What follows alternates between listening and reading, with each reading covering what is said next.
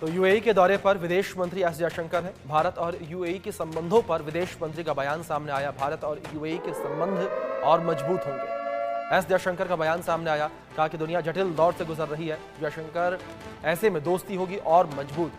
हिंदू मंदिर सद्भाव का रायसीना डायलॉग जो है वो कराते हैं हम दिल्ली के अंदर।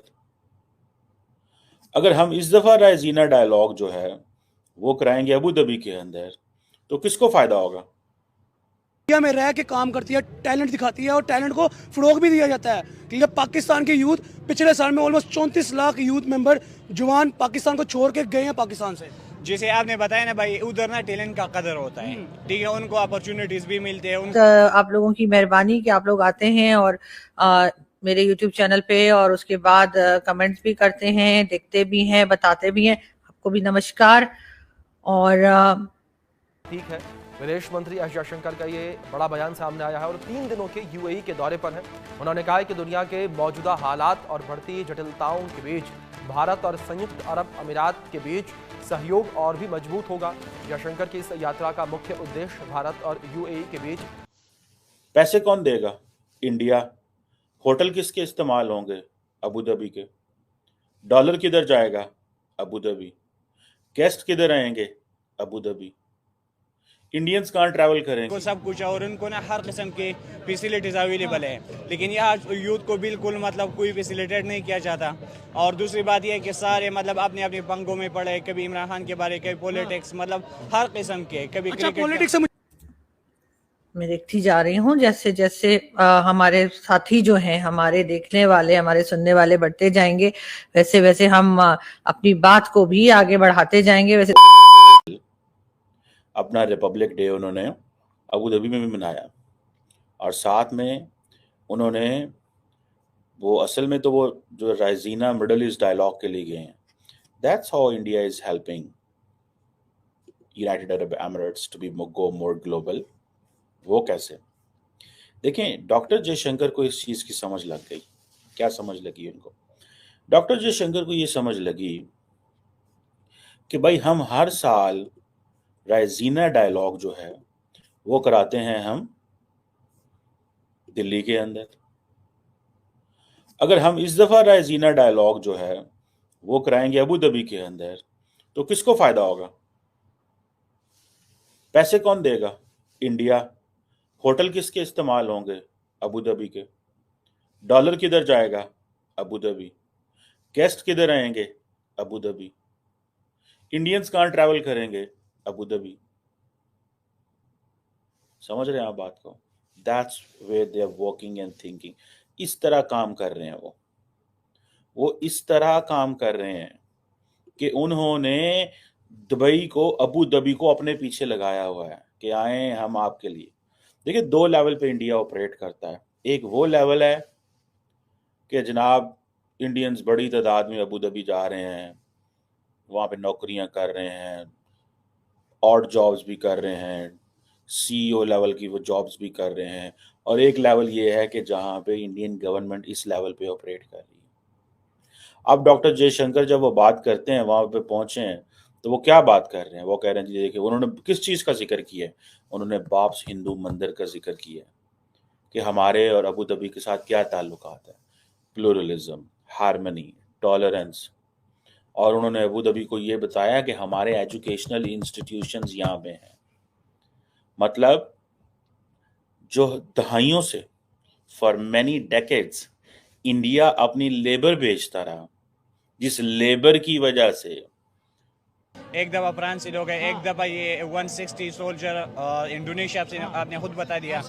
और इधर तो मतलब वो बॉर्डर ही बंद होता है।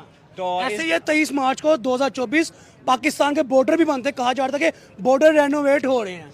ऐसा ही है भाई। और इस तरह ना हर चीज़ का कंपेरिजन आप करो तो फॉर एग्जांपल ना, इधर के जो यूथ है, जो जवान लोग हैं, वो बाहर जाने की कोशिश कर रहे हैं। इवन हम खुद भी कर रहे हैं। क्या वजह इंडिया की जो यूथ है वो इंडिया में रह के काम करती है, टैलेंट दिखाती है और टैलेंट को फरोग भी दिया जाता है। क्योंकि पाकिस्तान के यूथ पिछले साल में ऑलमोस्ट 34 लाख यूथ मेंबर जवान पाकिस्तान को छोड़ के गए हैं पाकिस्तान से। जैसे आपने बताया ना भाई, उधर ना टैलेंट का कदर होता है, ठीक है, उनको अपॉर्चुनिटीज़ भी मिलते हैं, उनको सब कुछ, और उनको ना हर किस्म के फैसिलिटीज़ अवेलेबल है। लेकिन यहाँ यूथ को बिल्कुल मतलब कोई फैसिलिटेट नहीं किया जाता। और दूसरी बात यह है कि सारे मतलब अपने अपने पंगों में पड़े, कभी इमरान खान के बारे, कभी पॉलिटिक्स, मतलब हर किस्म के, कभी अच्छा, क्रिकेट। पॉलिटिक्स से मुझे एक बात याद आई कि उनका प्राइम मिनिस्टर नरेंद्र मोदी 15 साल यानी कि तीसरा टेन्योर है उनको पॉलिटिक्स के अंदर, लेकिन देखो उन्होंने इंडिया को कहाँ से पकड़ा और कहाँ पहुंचा दिया। पाकिस्तान में ऐसा कोई प्राइम मिनिस्टर नजर क्यों नहीं आता? इसका असल वजह है कि अगर एक प्राइम मिनिस्टर चला गया, मतलब कोई भी करप्ट भी हो, मतलब नवाज शरीफ का कोई भी बंदा हो, लेकिन अगर वो ज़्यादा टाइम के लिए हुकूमत करे, ज़्यादा वो ज़ीर-ए-आज़म रहे, तो वो मुल्क आगे ही जाएगा। और दूसरी यहाँ पे ना मतलब कभी नवाज शरीफ चला, इमरान खान पीछे आ गया, इमरान खान चला गया, मरियम नवाज आ गई, तो मतलब कोई ना कोई है, तो वो अपना टाइम पूरा नहीं कर रहा। और उधर नरेंद्र मोदी मतलब इतना टाइम 15 साल से हुकूमत कर रहा है, तो इसी वजह उन्होंने से इंडिया को चौथी बड़ी इकोनॉमी बना दी है दुनिया की। पहले नंबर पे यूएसए, फिर चाइना, फिर रशिया और चौथे नंबर पे इंडिया। पाकिस्तान का नाम तो पहले 20 मुल्कों में नहीं आता। ये 40 से भी ऊपर जाएगा, ही है। क्योंकि इधर ना मतलब इसके ऊपर कोई काम ही नहीं हो रहा। अभी वो अपने पाँव में मतलब फौज, पब्लिक के खिलाफ पब्लिक, फौज के खिलाफ बहुत सारी चीज़ें हैं, मतलब बहुत सारी इश्यूज है। तो मतलब मुझे नहीं लगता कि, और दूसरा ये कि यूथ भी उन जा रहा है, टैलेंट जा रहा है पाकिस्तान से, कौन दिलाएगा? मतलब ऐसे ही है। क्या क्या मुद्दा ऐसा आना चाहिए जो पाकिस्तान की यूथ पाकिस्तान में रह काम करे, पाकिस्तान को बड़ी इकोनॉमी की तरफ लेके चले, और ऐसा कौन सा कदम होगा जो पाकिस्तान को भी तरक्की कराएगा? यार सबसे पहली बात यह है ना कि उनको रिस्पेक्ट दिया जाए, उनके टैलेंट को मतलब कदर। यहाँ इस्लामाबाद में जो है वो प्रोटेस्ट चल रहा है, इस्लामाबाद में, लाहौर में, कराची में, बल्कि पूरे पाकिस्तान में इस वक्त जो जर्नलिस्ट हैं और वो लोग प्रोटेस्ट कर रहे हैं हम लोग। और उसका रीजन जो है वो यही है कि पीका एक्ट जो लाया गया है और उसमें मजीद कुछ और चीजें ऐड की गई हैं जर्नलिस्ट को डराने धमकाने के लिए। तो खैर हम उस पे जो है वो बात शुरू करेंगे। पहले हमें थोड़े से लोग जरा ज्वाइन कर लें और उसके बाद हम इसके ऊपर बात करेंगे। देखते हैं कि लोग आते हैं या नहीं आते हैं। बहरहाल हम इंतजार करेंगे। और जो आते जा रहे हैं आप सभी का बहुत शुक्रिया और बहुत आप लोगों की मेहरबानी कि आप लोग आते हैं और मेरे YouTube चैनल पे और उसके बाद कमेंट्स भी करते हैं, देखते भी हैं, बताते भी हैं। आपको भी नमस्कार। और मैं देखती जा रही हूँ जैसे जैसे हमारे साथी जो हैं, हमारे देखने वाले, हमारे सुनने वाले बढ़ते जाएंगे, वैसे वैसे हम अपनी बात को भी आगे बढ़ाते जाएंगे। वैसे तो खैर आज ट्यूसडे है, ट्यूसडे भी ज़ाहिर वर्किंग डे ही होता है, लेकिन किस तरह से लोग जो हैं वो ज्वाइन करते हैं इस वक्त। वैसे ऑफिस आवर्स मेरे ख्याल है कि खत्म ही होने वाले होंगे और बाकी स्कूल कॉलेज यूनिवर्सिटीज के लोग तो पहले ही वापस आ चुके होंगे। 9 to 5 जॉब वाले जो हैं वो भी मेरा ख्याल है कि अब घरों की तरफ जाने की तैयारी कर रहे होंगे और कई लोग तो हो सकते हैं घर पहुंच भी गए हों।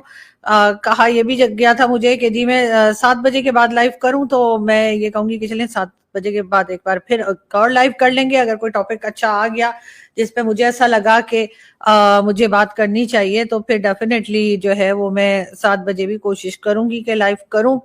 नहीं तो जो ये वीडियो हो जाएगी या ये लाइव हो जाएगा उसमें भी जो है वो लोग जो है वो उसको बाद में भी देख सकते हैं। लेकिन ये कि 7 बजे वाला लाइव जो है उसके लिए मुझे कई लोगों ने कहा है, कई लोगों के मैसेजेस आए हैं यूट्यूब पर और उन्होंने कहा है कि जी 7 बजे लाइव करने के लिए। तो देखें कोशिश करेंगे। अभी तो हम इंतजार कर रहे हैं कि यहाँ पर कुछ लोग आ जाएं या यहाँ पे हमारी ऑडियंस